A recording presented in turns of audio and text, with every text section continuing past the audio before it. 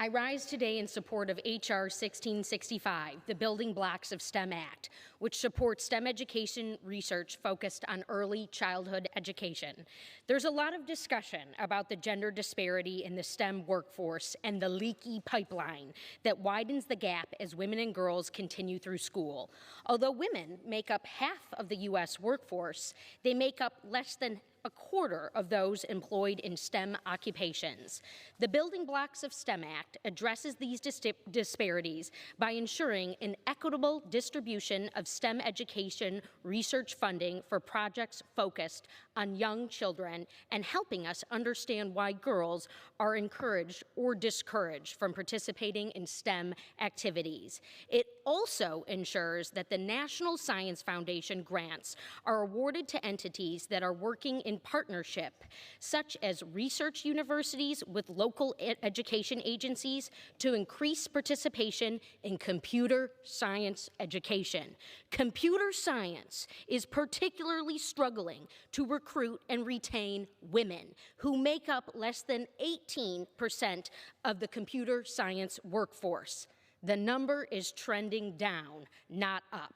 This has a ripple effect on our country's ability to fill the high-skilled jobs of today and tomorrow. We need the next generation of young women to pursue STEM degrees, and we're not seeing the numbers we need. It is critical that we continue to work on STEM opportunities for middle school-age children and older, but we also need to ensure our federal resources start at the beginning and support research on STEM education of younger students starting at the beginning of their educational career. We know this all too well in Michigan. We know the structural and cultural barriers that exist for women interested in STEM from a very young age. Lack of support, unconscious or conscious gender bias, and stereotype threats are just a few. In several studies, when children were asked to draw a mathematician or a scientist, girls were twice as likely to draw a man as they were a woman, while boys almost universally drew men, often in a lab coat. The science is clear that children who engage in scientific activities from an early age before middle school develop positive attitudes towards science and are more likely to pursue STEM experiences and career opportunities later on.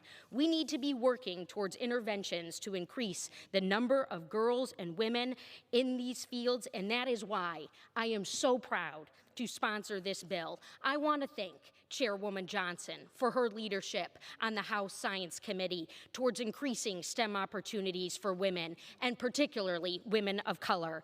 I introduced this bipartisan legislation with my colleague, Congressman Jim Baird, along with our counterparts in the Senate, Senators Jackie Rosen and Shelley Moore Capito. I urge my colleagues on both sides of the aisle and in both chambers of Congress to support this bill and send this important legislation swiftly to the President's desk. Mr. Speaker, I yield back the remainder of my time.